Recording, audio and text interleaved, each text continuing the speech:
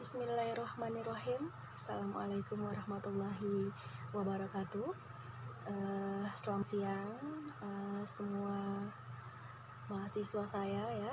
Saya berharap semuanya dalam keadaan sehat walafiat. Amin amin ya robbal alamin. Baik, kali ini kita masuk pertemuan kelima ya, mata kuliah Community Relation untuk konsentrasi PR atau Public Relation. Nanti saya akan share sedikit bagaimana langkah-langkah dalam pelaksanaan Community Relation ya, seperti apa perbedaan pelaksanaan Community Relation di perusahaan profit ya. Kemudian bagaimana pula langkah-langkah pelaksanaan Community Relation di perusahaan pemerintah. Baik, di sini kita mengambil referensi dari Yosal Iriantara tentang community relation dalam suatu praktek. Nah, proses PR dalam community relation ya. Sebagaimana kita tahu bahwasanya community relation ini merupakan kegiatan dari CSR ya, kegiatan dari CSR yang dilakukan oleh seorang public relation. Nah, community relation ini pada dasarnya merupakan kegiatan seorang praktisi PR. Nah, dalam melakukan kegiatan itu tentu ada beberapa proses kegiatan community relation yang bisa dipandang berdasarkan dua pendekatan. Nah, yang pertama ya teman-teman, dalam konsep PR yang memposisikan organisasi sebagai pemberi donasi, kemudian program community relation hanyalah bagian dari aksi dan komunikasi dalam proses PR. Nah, itu merupakan konsep public relation yang lama ya, atau pola pikir lama, bahwasanya ketika seorang PR itu membantu ya berupa donasi, kegiatan sosial, itu hanya habis di situ, tidak ada pengawasan, tidak ada keberlanjutan dari program tersebut. Nah, di sini nanti kita akan membahas seperti apa ya konsep yang memposisikan bahwasanya kegiatan community relation ini ialah kegiatan secara berkelanjutan ya, di mana masyarakat itu merupakan peran penting dalam kegiatan CSR. Nah, yang pertama tadi ya bahwasanya dalam konsep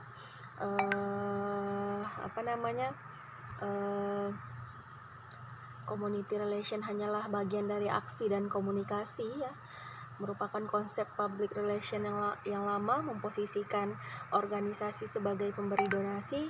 Maka kedua, pendekatan dengan memposisikan komunitas sebagai mitra dan konsep komunitasnya bukan hanya sekedar kumpulan orang yang berdiam di suatu wilayah operasi organisasi. Nah, di sini nanti organisasi ini menampilkan sisi dirinya sebagai suatu lembaga sosial yang bersama-sama dengan komunitas mereka berusaha untuk memecahkan permasalahan yang dihadapi oleh komunitas, baik itu permasalahan ekonomi, baik itu permasalahan lingkungan, atau misalnya pemberdayaan masalah tentang masyarakat. Nah, organisasi dan komunitas akan bersama-sama mengkerahkan ya sumber daya yang dimilikinya untuk memecahkan masalah dan mencapai tujuan bersama. Dengan pendekatan kedua ya, maka tahapan dalam proses kegiatan community relation ini melalui tahapan-tahapan sebagai berikut akan tentunya memberikan suatu hasil yang lebih baik ya. Nah, proses PR kita harus tahu dulu ya bagaimana proses kerja dari seorang public relation ya ketika melakukan suatu kegiatan. Yang pertama itu ada pengumpulan data atau fact finding. Nah, pengumpulan fakta permasalahan sosial yang ada dapat ditemukan dari berbagai sumber ya kan. Kemudian misalnya nih, sumber itu berasal dari media massa ya, data statistik, obrolan warga masyarakat, keluhan langsung dari warga masyarakat, atau hasil penelitian dan laporan dari lembaga sosial masyarakat seperti LSM atau NGO.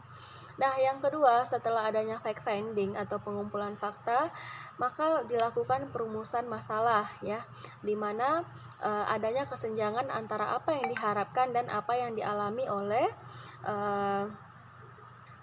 masyarakat. Nah, untuk menyelesaikan tentu diperlukan kemampuan menggunakan pikiran, keterampilan secara tepat ya kan.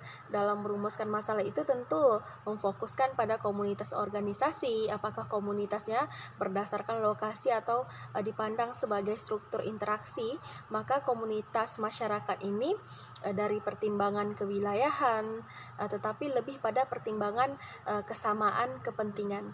Jadi ada beberapa masyarakat ini yang tidak sesuai ya pola pikirnya dengan organisasi perusahaan, atau mungkin yang pola pikirnya masih keterbelakang. Jadi sangat sulit untuk menerima keberadaan suatu organisasi perusahaan ya, apalagi perusahaannya bergerak di profit, yaitu mencari keuntungan gitu. Kemudian yang ketiga adanya perencanaan dan pemrograman. Nah, setelah dilakukan perumusan masalah, maka perencanaan merupakan suatu perkiraan yang didasarkan pada fakta dan informasi tentang sesuatu yang akan terwujud atau yang akan terjadi. Nah, kalau berbicara planning ya, mungkin teman-teman di sini pasti larinya ke konsep manajemen ya kan, dari planning ya kan.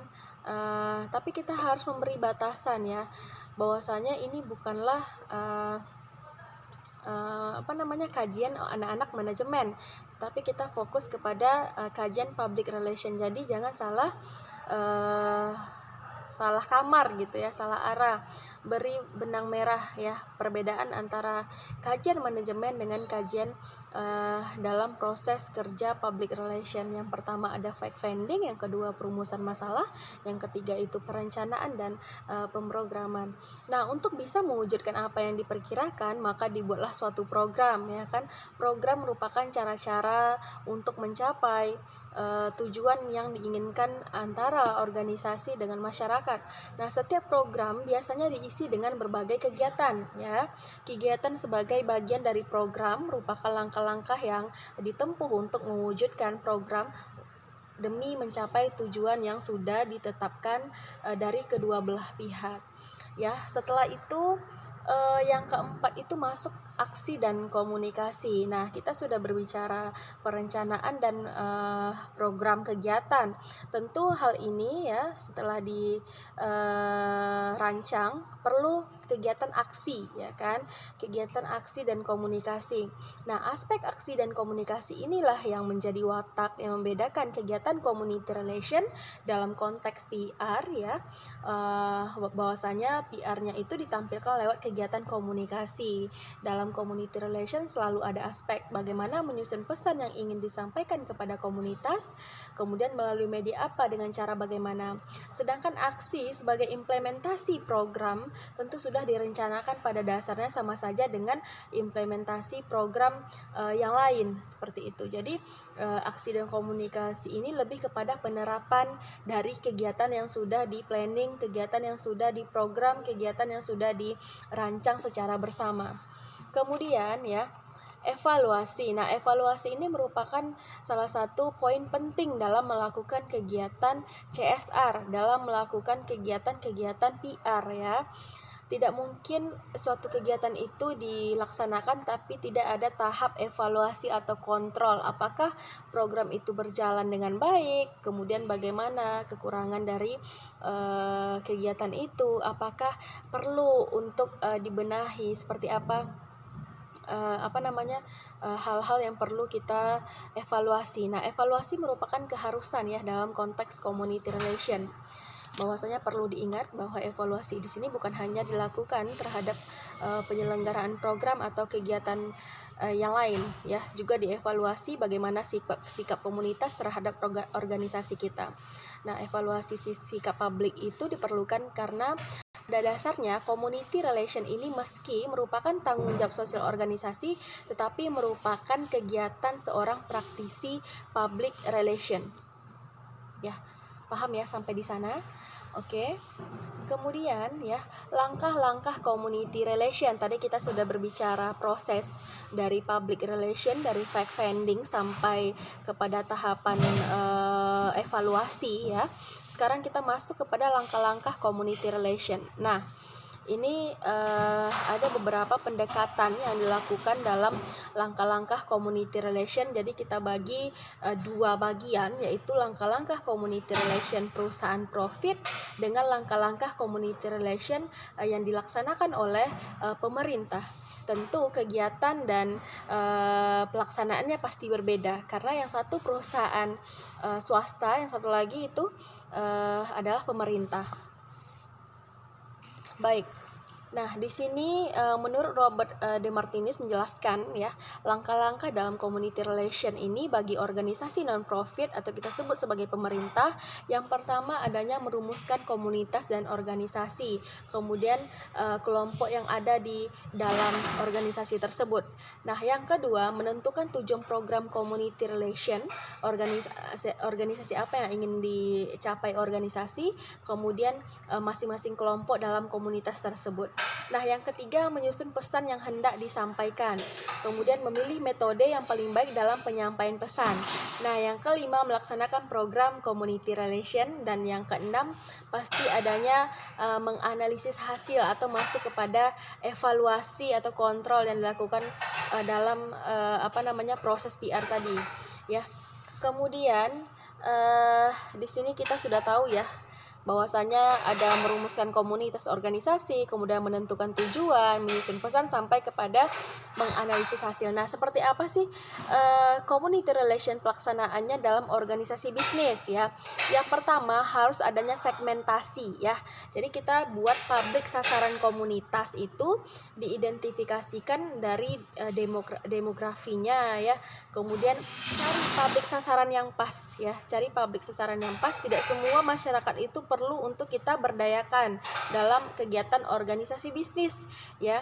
Kemudian yang kedua, dari segmentasi tadi kita buat skala prioritas. Nah, didasarkan pada komunitas yang paling memiliki kekuatan untuk mendukung atau menghambat pencapaian tujuan bisnis organisasi ya. Nah, yang ketiga dilakukannya penelitian ya. Ini untuk mengetahui ya bidang perhatian utama di kalangan komunitas yang menjadi sasaran, diperlukan adanya suatu penelitian.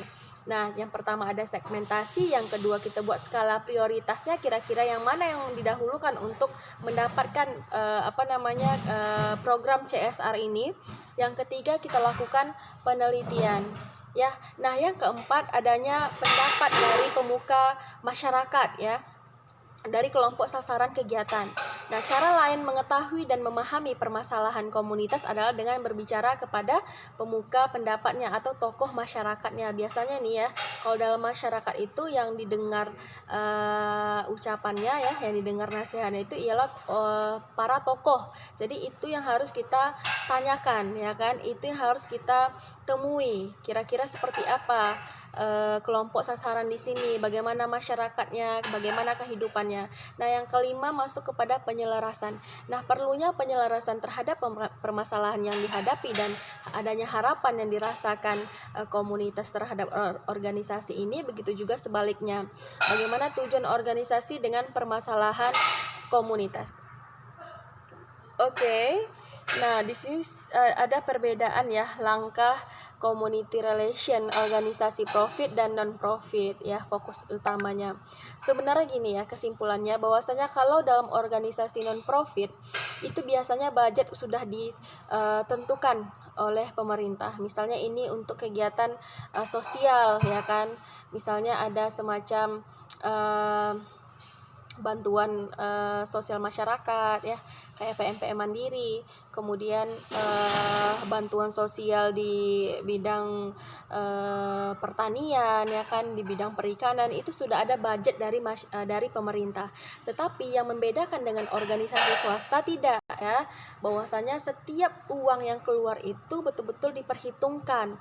Nanti dampaknya ada tidak ke perusahaan. Kemudian bukan hanya membuat suatu program tetapi tidak ada feedback yang dihasilkan dari program itu salah ya sebenarnya itu. Karena apa? Dari organisasi swasta itu mungkin teman-teman pasti tahu kan, dari gaji karyawan, kemudian biaya operasional produksi sampai kepada kegiatan CSR, itu semuanya butuh budget ya, itu semua butuh budget. Jadi ada yang namanya semuanya harus maksimal gitu loh, efisien, efektif. Apapun yang dilakukan betul-betul sudah ada rancangan yang betul-betul masak gitu ya. Ini nanti bisa dilihat ya, bagaimana kebijakan dari community relation ini ya. Ini yang terakhir ya, materi terakhir. Community relation ini merupakan sebuah program yang dilandasi kebijakan organisasi ya. Dengan memandang community relation sebagai kebijakan, maka akan bisa dilihat seberapa besar dan seberapa jauh nih komitmen organisasi terhadap komunitas kita.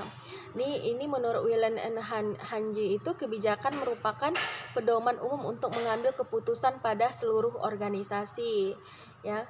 Kemudian kebijakan memiliki makna ganda dan kebijakan bisa berupa kerangka kerja yang menjadi pedoman pengambilan keputusan dalam hal tertentu dan menunjukkan maksud-maksud yang lebih besar dan bisa pula berupa rencana umum tindakan. Oke, mungkin nanti kalau ada pertanyaan ya, kalau ada pertanyaan itu boleh langsung japri di WA grup kita ya. Kira-kira apa yang kurang paham. Kemudian bisa juga teman-teman tulis di komentar ya, terkait materi kita minggu kelima ini. Baik, itu saja ya yang bisa saya sampaikan ya. Saya mohon maaf apabila ada salah-salah kata.